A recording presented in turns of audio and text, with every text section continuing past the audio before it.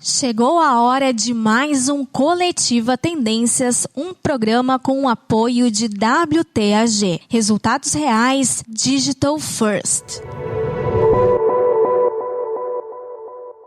Olá, começa agora mais um Coletiva Tendências, o podcast de coletiva.net que traz bate-papos sobre os temas do mundo da comunicação e do marketing com profissionais e especialistas do mercado. Eu sou Patrícia Lapuente e ficarei com vocês nos próximos minutos para falar sobre podcasts. Isso mesmo, o tema deste podcast é justamente podcast. Quem conversou comigo sobre a ascensão deste tipo de mídia e mais algumas curiosidades foi o Rodrigo Tigre. Ele é sócio-diretor da RedMass. Então, continuem aí que o Rodrigo vai começar agora mesmo a falar sobre o assunto.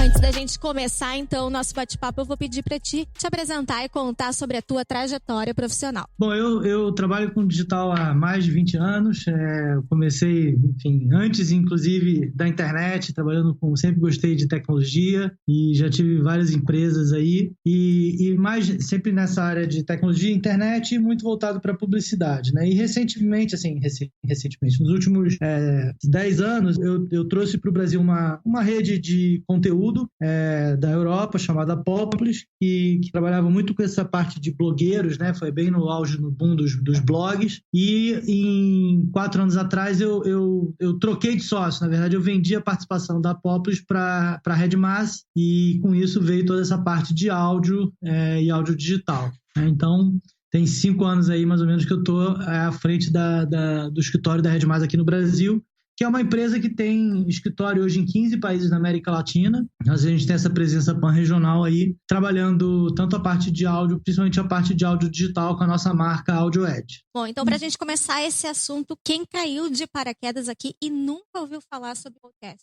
O que é um podcast? Pois é, podcast é uma coisa interessante, né? Que não é um formato novo. O termo foi cunhado em 2004 pelo um jornalista em inglês, que surgiu sobre essa junção da palavra broadcast com o iPod, que foi lançado na época. E sendo uma expressão bem simples, né? O podcast é um áudio, formato em programa em áudio, que pode ser escutado, baixado, escutado sob demanda, né? A gente está hoje muito acostumado, né, com vídeo sob demanda do YouTube, Netflix, etc. Mas o áudio já lá em 2004 você já tinha essa possibilidade, né? O que vem mudando muito, né, eu acho que é a facilidade de acesso a esse tipo de conteúdo. Então, a gente tem hoje em dia plataformas como Spotify, Deezer, que abriram o espaço, além de música, para programas e podcast. E um outro movimento interessante também de grandes grupos de mídia produzindo programas em podcast, né, como a própria Rede Globo, e isso tudo vem trazendo voz, né, ao podcast. E é por isso que a gente está falando sobre isso aqui hoje. Exato. Eu ia te perguntar justamente, né, na tua visão, por que somente agora os podcasts caíram no gosto dos brasileiros, sendo que já são acompanhados há muito tempo por americanos, por exemplo. Não só por americanos. Aqui no Brasil mesmo a gente tem programas que têm 10 anos, 15 anos, né? O Nerdcast, o Café Brasil, enfim. Só que antigamente era muito difícil. Você tinha que ser... Por que o Nerdcast é tão grande, inclusive, né? Porque você tinha que ser um nerd, você tinha que baixar o arquivo, você tinha que assinar o feed, quer dizer... Ela era um pouco complicado de você baixar, né, conseguir escutar um programa. Tinha que ou ir no site da pessoa, né, que é um pouco diferente do mercado nos Estados Unidos, onde você tem uma penetração muito grande da plataforma da Apple, de iPhone, né, e você tem lá desde 2004 já o formato podcast inserido, primeiro no iPod e depois no iPhone, quando ele foi lançado, ele já estava nativo já era muito fácil escutar podcast. Como a penetração lá nos Estados Unidos é em torno de 40%, 50% da Apple, o formato foi muito bem adotado lá já há bastante tempo. Mas ele teve, sim, um boom nos Estados Unidos, que foi em 2014, em função de um programa, né? E aí eu acho que é interessante que o conteúdo também está atrelado. Você tem a plataforma, mas o conteúdo também é importante para a adesão do formato. E em 2014, nos Estados Unidos, teve um programa chamado Serial, que foi lançado, que era uma jornalista, né, que pegou um caso de um colegial, uma colegial que tinha sido assassinada na década de 90, e na época, lá no final da década de 90, o namorado dessa menina que morreu foi acusado, julgado e condenado, né? E, enfim, mais de 10 anos depois, quase 15 anos depois, essa jornalista resgatou essa história como um programa em formato de podcast, pegando entrevistas da época, entrevistas atuais, pegando depoimentos do julgamento. E o interessante é que a própria opinião da jornalista vai mudando ao longo do programa, se o cara é realmente o assassino ou não da menina, né? E isso ganhou uma proporção nos Estados Unidos gigantesca, que a grande mídia pegou o caso, né? Então, os grandes jornais, a grande mídia começou a falar do Serial, do podcast, e isso deu um grande boom lá fora, né? E aí você vê também nesse 2014, lá nos Estados Unidos, o surgimento de várias empresas, quer dizer, começa a criar empresas específicas para contar histórias em podcast, né? Aqui no Brasil, a gente, como tem essa questão do Apple não ser tão forte, uma certa dificuldade. Por exemplo, em 2018 só que o Google lançou o Google Podcast, um aplicativo nativo do Android. Bem, antes disso, eu tinha que achar um aplicativo específico para podcast, etc. Então, com o Google, com o Spotify, Deezer, né, com essa facilidade de encontrar e de escutar programas em áudio, programas em podcast, isso foi uma primeira onda. E a segunda onda são esses grandes grupos produzindo e divulgando também essa produção deles nas mídias tradicionais, como a Globo, a Folha, o Estadão, o próprio Abril, enfim. E isso tudo faz com que as pessoas descubram o formato. Uhum. E por que os podcasts viraram uma tendência? Eu acho que tem uma coisa a ver com o momento de que você consome essa mídia, né? Eu acho que a gente tem o celular, né, como primeira tela, né, nem mais segunda, e a gente fica com telas na nossa frente o tempo todo. O podcast acaba pegando o seu tempo num momento em que você tem um descanso de tela, né? Se você olha pesquisas, o Ibope lançou uma pesquisa super interessante no meio do ano passado, inclusive já falando que mais de 40% de todos os internautas já escutaram algum podcast, que o momento que as pessoas escutam programas é exatamente nesse momento principalmente de locomoção. Então eu vou para casa, de casa trabalho casa, eu estou lavando louça, eu estou passeando com o cachorro, estou fazendo atividades domésticas. Esse momento que eu não tenho uma tela na mão, mas eu posso estar me entretendo, me informando, aprendendo de uma maneira informal. Então, as pessoas estão descobrindo que elas podem otimizar esse tempo e podem aprender e se informar sem necessariamente ter uma tela na frente. Bom, e para quem está pensando em criar um podcast, há uma temática específica? Como é que é em relação ao tempo? E como é que a gente pode classificar os formatos que já são produzidos até hoje? Isso é uma coisa interessante, que é sempre uma dúvida, né? Eu acho que primeiro para você falar de um assunto, para ver qual o tema que você vai falar, acho que você tem que ter uma propriedade ou um know-how, enfim, saber o que você vai falar, né? Então, esse seu conhecimento prévio do que você vai falar é importante. O tamanho é interessante, porque, por exemplo, se você pega os programas mais antigos, como o Mamilos, o Nerdcast, esses programas aí que tem 6 anos, 8 anos, 10 anos, eles têm um formato que é um formato geralmente de mesa redonda, com 3, 4 pessoas falando sobre um assunto específico. O programa tem 1 hora, 1h30, né? Então tem uma dinâmica, são semanais, tem uma dinâmica toda diferente. Mas a gente começa a ver programas agora, por exemplo, como os jornalísticos, né, que tem vários agora, programas mais curtos, né, indo mais ao ponto, então programas de 15 minutos, 20 minutos, e diários, né? Então, claro, você não tem tempo para ficar escutando um programa de 1 hora, 2 horas todo dia. Então, por isso que também tem essas coisas mais curtas. A pesquisa do Ibope diz que as pessoas tendem a preferir programas mais curtos de até 15 minutos, mas isso também não é uma regra. O que a gente vê, né, com os programas mais longos é que as pessoas têm uma afinidade muito grande com aquele conteúdo e acabam assistindo aquilo em pedaços. Eu escuto meia hora de manhã, depois mais meia hora de tarde. E o legal é que não tem um formato, né? Eu posso ter um programa de 5 minutos, eu posso ter um programa de meia hora. Eu acho que o muito importante é você ver o que você vai falar. Agora, eu olhando assim, do que eu vejo, uma outra coisa importante também é que podcast está muito relacionado a nicho, né?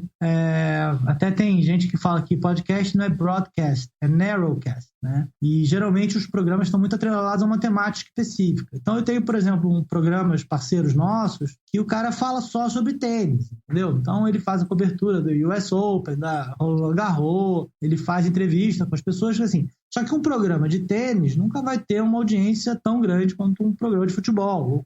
Mas ele tem um público cativo e é também um lugar interessante para marcas atreladas àquele, ou que querem se associar àquela temática, se apropriar daquela audiência também. Uhum. Mas eu vejo que tem muito espaço ainda para programas. Por exemplo, eu vejo pouca coisa de gastronomia, saúde é uma coisa que é muito falado, enfim. Mas eu acho que a dica é essa. Primeiro, qual é a sua paixão? O que você gosta? O que você pode falar de propriedade? E ver o que existe já feito sobre isso, né? Se você vai falar agora, fazer um podcast sobre nerd, a essa altura, você já tem vários. Será que é isso que eu vou conquistar minha audiência? O que eu vou trazer de diferente, né? Uhum. Bom, mudando para a parte publicitária, acredita que os podcasts podem ser considerados uma boa alternativa para as marcas? Sim, eu acho que a gente está começando a ver marcas descobrindo o formato e também, por um outro lado, os próprios produtores aprendendo e vendo também como inserir as marcas dentro dos programas, né? Tradicionalmente, o que a gente tem como publicidade em programas são os que a gente chama de testemunhais, né? Que é gravado na própria voz do próprio apresentador, que aquilo vira parte integrante do programa, do episódio, né? E aquilo é uma coisa fixa. Uhum. A gente começa a ver também tecnologias que possibilitam a entrega dinâmica de anúncios, né? E a gente, inclusive, está trazendo para o Brasil uma plataforma dessa. E o que essas plataformas fazem, né? Elas conseguem tirar e colocar anúncios dentro de programas dinamicamente. Então, essa semana eu estou escutando um anunciante, na semana que vem eu estou escutando o outro, enfim. Então, isso você tem algumas vantagens. Primeiro que você consegue, para o publisher, né, rentabilizar programas passados, e aí você começa a realmente gerar valor para a audiência que você tem. E para a marca também é interessante, porque ela tem um potencial de atingir todo aquele público daquela audiência, e não a audiência de um programa específico, entendeu? Mas isso tem a ver com a maturidade também do formato e de poder de alguns desafios que o formato traz, né? Porque o podcast ele é consumido grande parte das vezes offline, né? Assim, apesar de ser uma mídia digital, muita gente tem o hábito de baixar o arquivo, né? Então eu vou de novo, né? Tô indo pro meu trabalho, tenho lá meia hora, eu baixo o arquivo no meu celular e eu tô no metrô, então não tenho nenhuma conexão de internet dentro do metrô, mas eu tenho o conteúdo e eu consumo aquele conteúdo, né? Então essa particularidade do formato de podcast é que traz esses desafios aí de inserir dinamicamente ou não. Mas a gente começa a ver tecnologias que já fazem isso. Uhum. Bom, e como é que tu enxergas esse cenário dos podcasts para daqui a 5, 10 anos? Olha, eu acho que as projeções que a gente vê lá fora, do próprio IAB US, né, que encomendou uma pesquisa da PricewaterhouseCoopers, a projeção é que esse ano o mercado já seja um mercado de $1 bilhão nos Estados Unidos, tá? E aí, naturalmente, a gente começa a ver também algumas empresas aqui no Brasil, grandes marcas, começando a olhar o formato, começando a testar e investir nisso, né? Então, acho que a gente vê aí um futuro bem promissor. Eu vejo que a gente vai começar a ver uma grande quantidade de produção de programas, né? E uma outra coisa que eu vejo como uma tendência, né, que a gente começa a ver também em alguns programas em português nessa linha, são programas não de mesa redonda, onda, de opinião jornalístico, mas programas de histórias mesmo, né? De uma radionovela ou de uma... É muito interessante que, assim, trabalhando com áudio, né? A gente começa a olhar lá a época áurea do rádio, né? Na década de 30, década de 20, década de 30, que foi quando surgiram as radionovelas. Que o rádio estava lá no centro da casa e era a fonte de informação e de entretenimento da família. E até o soap opera, né, as novelas patrocinadas pelas marcas de sabão em pó, foram criadas nessa época. E agora, sei lá, 70, 80 anos depois, a gente começa a ver empresas começando a contar histórias também em áudio, narrativas em áudio, radionovela, né? A Marvel lançou em 2018 no SXSW uma história original do Wolverine em podcast, né?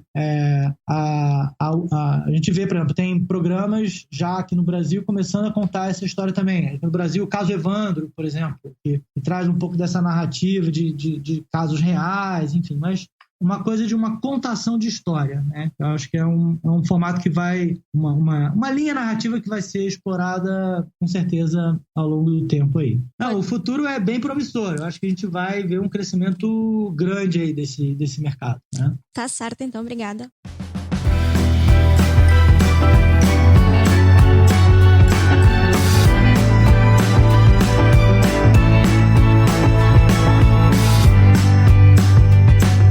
E depois da gente saber sobre o tema do programa, agora chegou a hora da gente conhecer mais um pouquinho sobre o profissional Rodrigo. Rodrigo, um trabalho marcante pra ti. Um trabalho marcante?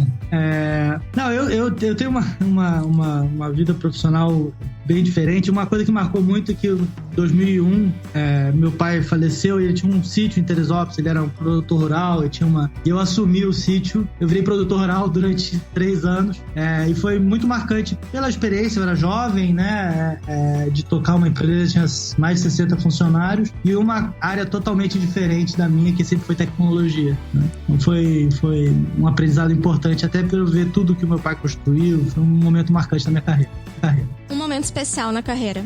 Momento especial? Eu acho que sempre que você tem uma empresa, né, e você vê ela crescendo, você vê ela, enfim, aumentando de funcionários, etc., é marcante. A gente está vendo isso hoje em dia na AudioEd. A gente conseguiu crescer 130% ano passado, foi um ano super importante. A gente está continuando nesse crescimento para esse ano aí, nessa expectativa. E planos para o futuro profissional? Não, eu vou continuar aqui. Eu tô como sócio desse negócio, tem 5 anos, né? E a gente acredita muito nessa evolução do áudio. É legal porque há 3 anos atrás a gente tinha que explicar o que era podcast. Eu acho que hoje em dia tá muito mais fácil o entendimento do público no geral, e sem dúvida a gente vai ver esse crescer bastante aí nos próximos anos. Tá certo, então muito obrigada pela tua participação aqui conosco. Eu que agradeço. Obrigado. Obrigada.